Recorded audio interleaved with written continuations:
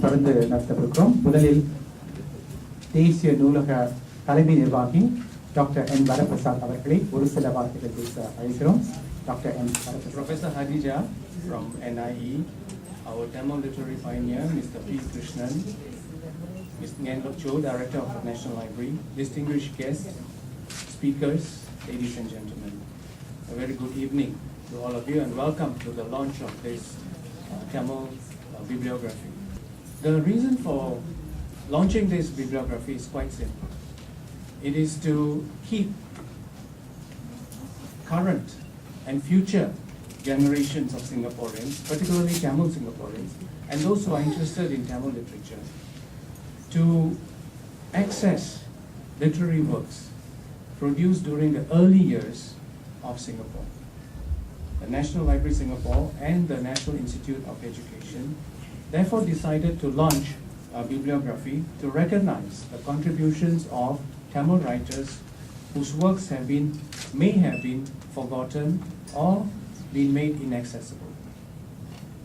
As an initiative to highlight Singapore's Tamil literature output over the last 70 years, from 1936 onwards, we have published the first volume of a bibliography that lists short stories and poetry works produced between 1936 and 1960.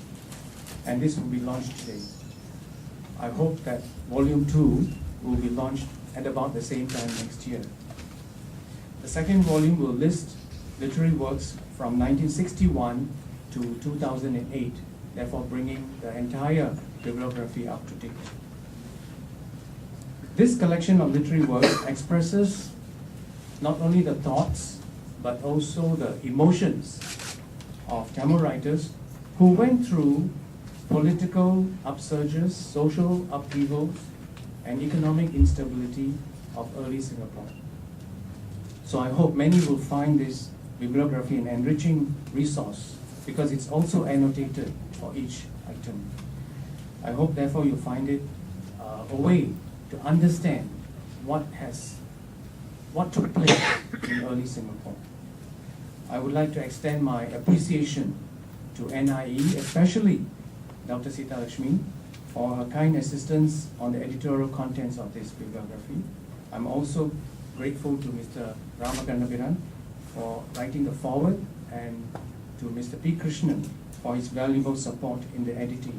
Let me just say that Mr. P. Krishnan is one of our Tamil literary pioneers whose awards, like the coveted Southeast Asian Right Award, are featured in our Singapore Literary Pioneers Gallery at level 11 of the National Library building.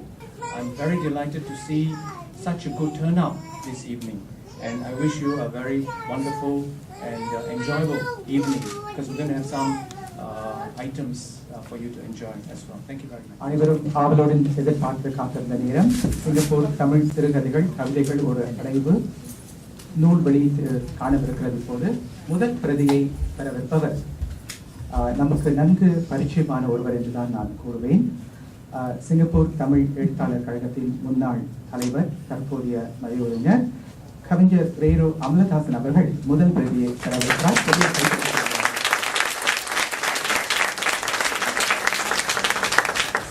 இந்த நிகழ்ச்சிக்கு தலைமையேற்றிருக்கின்ற நூலக வாரியத்தின் தலைவர் doctor Varaprasad அவர்களே, பெரியோர்களே, தாய்மார்களே, உங்கள் அனைவருக்கும் முதற்கண் எனது வணக்கத்தை தெரிவித்துக் கொள்கின்றேன்.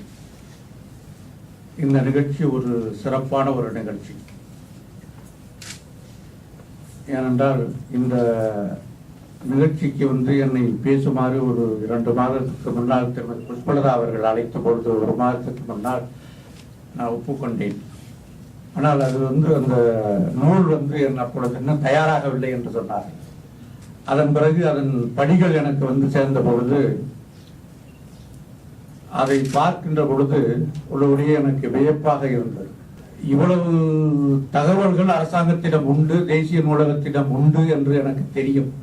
ஆனால் அதை திரட்டுவதற்கு அந்த நுண்சுருள்களை பார்த்து அதை குறிப்பெடுத்து படிப்படியாக 1936 முதல் 1960 வரையுள்ள அந்த கதைகளையும் கவிதைகளையும் எடுத்து தொகுக்க வேண்டியது என்பது மிகப்பெரிய பணி. அது ஒரு சாதாரண பணி அல்ல.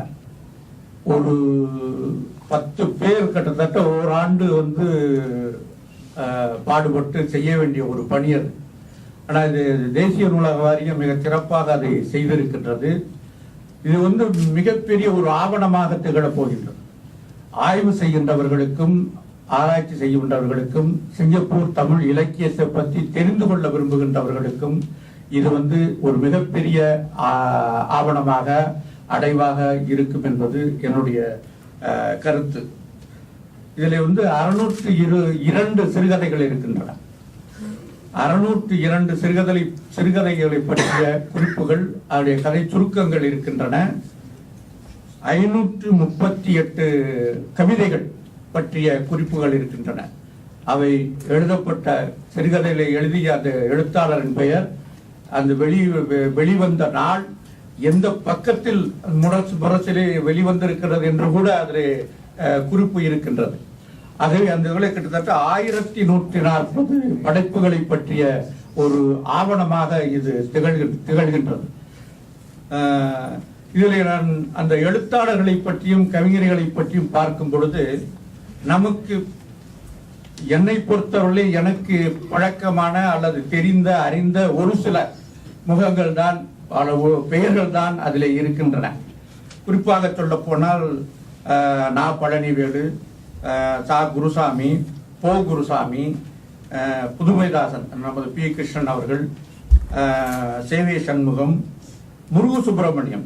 எனக்கு மிக ஆச்சரியமாக இருந்த முருகு சுப்பிரமணியம் நான் விளக்கத்தை திரு சேப்பா அவர்களிடம் கேட்டேன். முருகு சுப்பிரமணியம் தமிழ் முரசிலே வேலை பார்த்தாரா, அவர் துணையாசிரியராக வேலை பார்த்தார் என்று. ஏன்னா முருகு சுப்பிரமணியம் சில கதைகள் எழுதியிருக்கின்றார், அவருடைய இது கூட இருக்கின்றது.